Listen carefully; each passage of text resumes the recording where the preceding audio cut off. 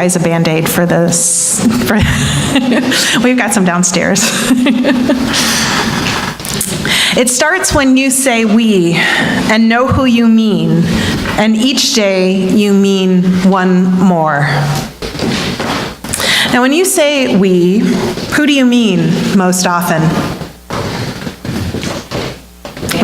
Family? Friends? Colleagues? So these are, Community.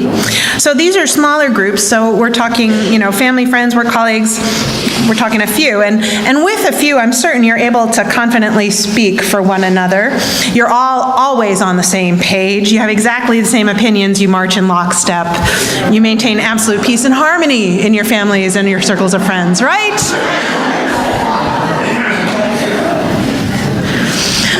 So, we is messy. Even if we is just two, it's a challenge sometimes. And as you add one more and one more and one more, the messiness isn't just additive, it's exponential. But we need we. It's we who get through unspeakably hard things. It's we who work for justice and manifest our values in the world. It's we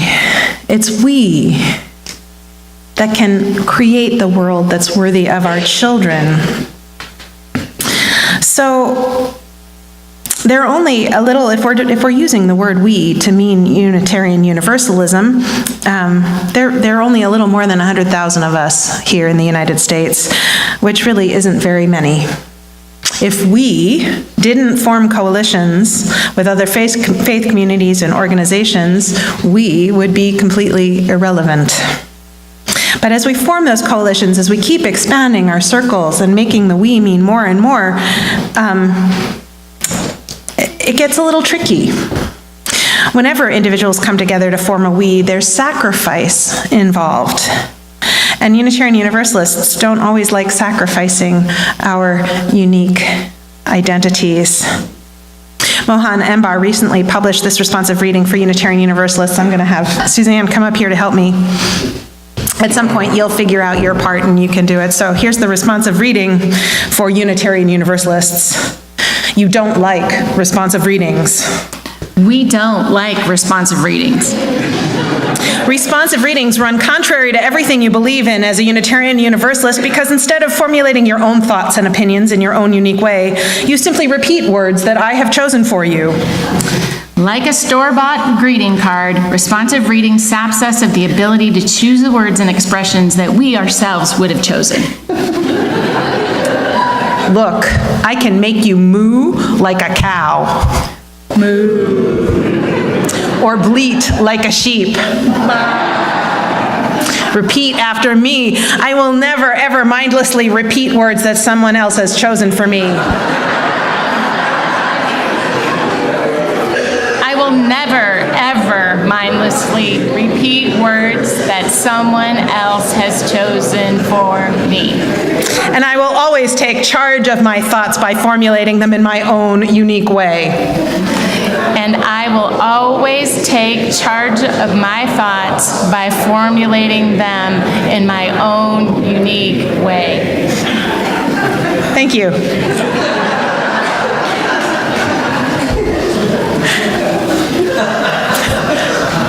But seriously, how do we take our diverse, unique selves and come together into a coherent and powerful we?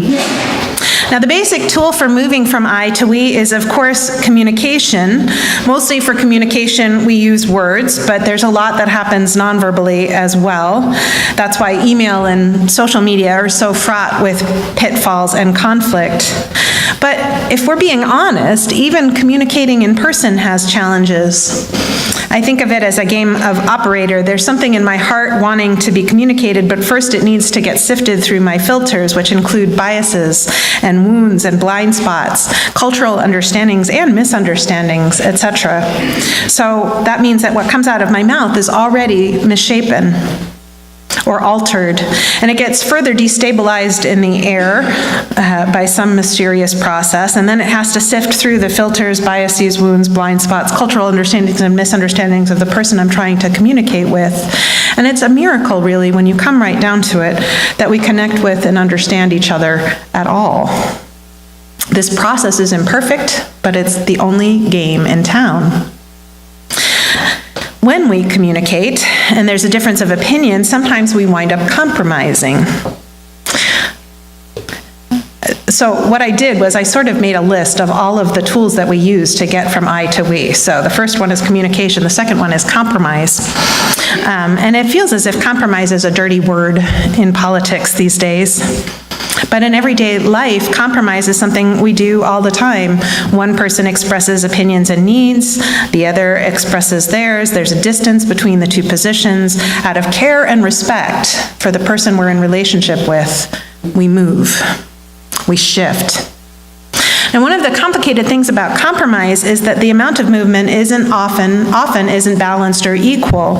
When we meet in the middle, it's rare that it's the exact center. Rather, it's a point that often is determined largely by the power differential of the two people involved.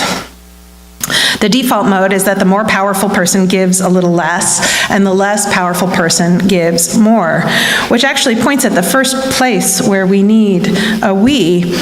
I was at breakfast the other morning with friends from my swim team, and we got talking about the importance of unions.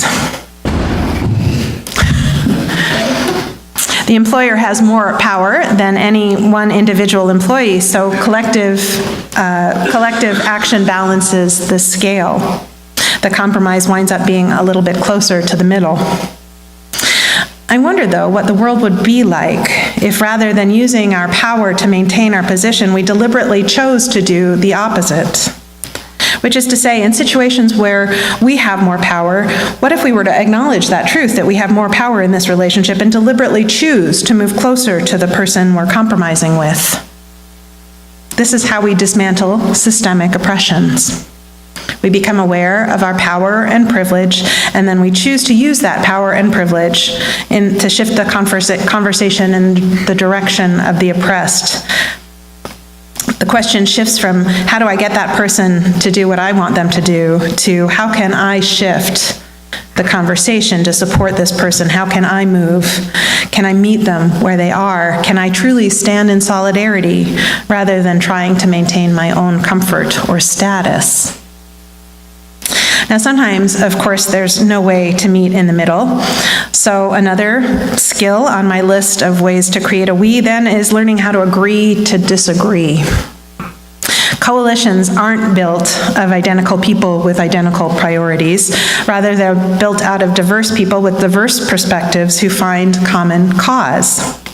It truly is possible to unite behind that common cause without being in perfect agreement in every other way. Most of the time. This comes up frequently in interfaith work, given our differences of opinion on things like a woman's right to choose, or on human rights, or patriarchal structures, etc. How is it that we in these interfaith coalitions find places of agreement and solidarity? Usually, that's why we wind up focusing on social service rather than social justice advocacy, because that's a safer place. It's a place where we can build those relationships. It also comes up in other activist organizations. Our local Women's March is next Saturday. Hopefully it's on your calendar. And to the best of my knowledge, the planning on the local level has been free of drama.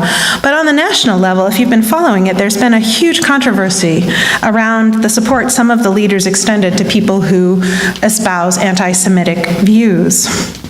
The leaders in question distance themselves from anti-Semitism, but refuse to condemn or distance themselves from the people who held these views. And so the leadership split, and the national organization as a result, I think, is less powerful than it would have been otherwise. Now, in this kind of a situation, who's right? Who's wrong? When does a difference of opinion become a non-negotiable split?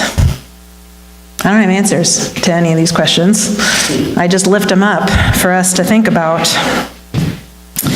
Now, we all get to choose which we's we want to be a part of. We get to choose whether to remain in a relationship and whether or not to participate in a particular group or movement. We get to choose whether we're part of a community, including a church community, which makes it difficult to forge lasting we's. Some of you know that I serve on the board of trustees of the UU Ministers Association, and part of my portfolio is investigating and making recommendations in situations where there's conflict between ministers that can't be resolved by the people involved. I'm responsible for leading the accountability process when it escalates to the highest level. Now, we're working at the moment to update and improve the process, but one of the big problems that we keep running into is that as we come to the conclusion of our investigation, if it starts to look like we're going to find against one person or another, the person usually resigns their membership rather than be held accountable. So they bail out of the organization. They leave the we, and then what do we do? Then what do we do? I don't have an answer to that one either. Only the question. Now, just as we are in this congregation, ministers are bound together in covenant. We are a covenantal faith. We make promises to each other. This is the best tool that we've found for weaving diverse, unique individuals into a we. It's not any more perfect than communication, but again, it's kind of the best we've got. And again, after church today, we'll be weaving a covenant between myself and the congregation, between the congregation members, as I head off to sabbatical. So please join us. Now, if things unfold such that people with different perspectives choose to remain in the same we, what you have to do is create and set boundaries. Boundaries exist to help protect people from being harmed by other people. And the difference, I've said this before, between boundaries and barriers is that the intent behind boundaries is a desire to connect. If I ask someone to behave in certain ways or to refrain from certain behaviors, I'm doing that because I want to be in relationship with them, but in a safe way.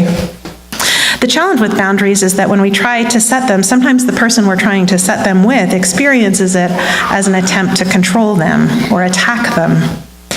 I wonder if things go awry because somehow in some people, they tap into this deep place of shame and blame.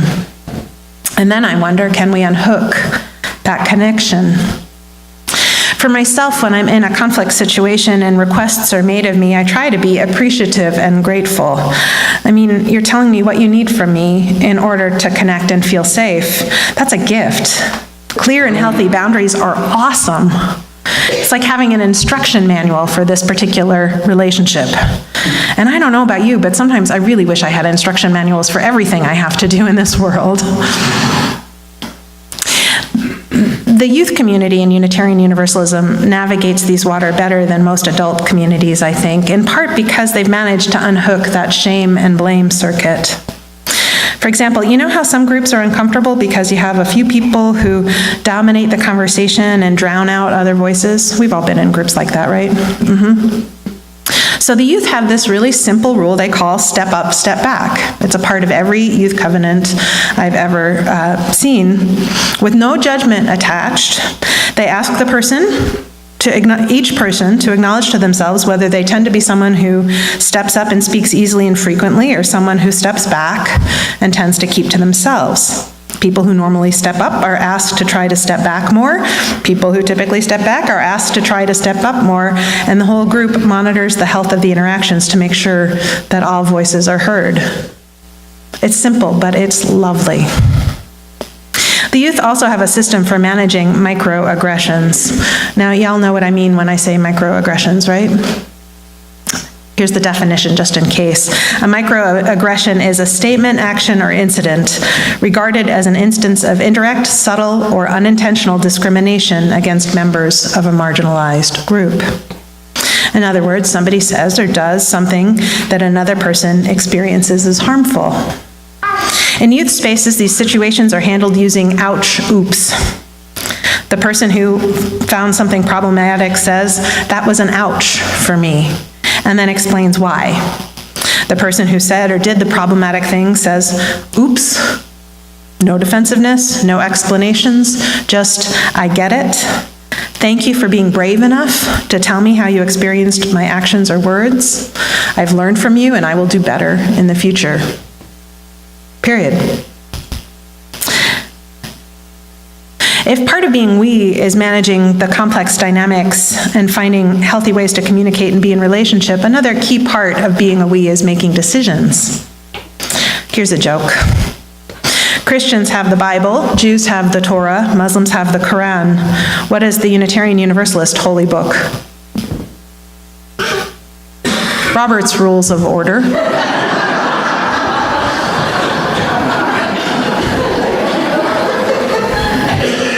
I hate this joke. I'm actually not a huge fan of Robert's rules. They offer a roadmap to making decisions, but I think they privilege the powerful and silence important voices. The UU fellowship that I grew up in deliberately chose to work by consensus instead. Rather than moving and seconding and discussing and calling the question and voting, the consensus model is a little more fluid and organic. First, you discuss the situation, then someone offers a proposal. You test for consensus, which is to say, does everyone agree? If yes, you're golden. If not, there's an invitation to modify the proposal, and you test for consensus again. Rinse and repeat until you find the way forward together. Now, a key role in a consensus model is that of the loyal opposition. There's not an expectation that consensus means unanimity. I was thinking about this at the congregational meeting last month. With a big and complicated issue like the choice to remodel and expand our buildings, there isn't a proposal that's going to make everyone 100% happy. The loyal opposition then, without agreeing with the decision, agrees to support the work and commits to being part of the we that is doing this thing that no one person could do. I almost stood up after the vote in favor of expanding at our current location to suggest a second vote, along the lines of, given that the majority support expanding at the current location, can we all support moving forward with a capital campaign to finance this project? Now, I expect that the loyal opposition in this case will have plenty of opportunities to vote with their feet and their pocketbooks.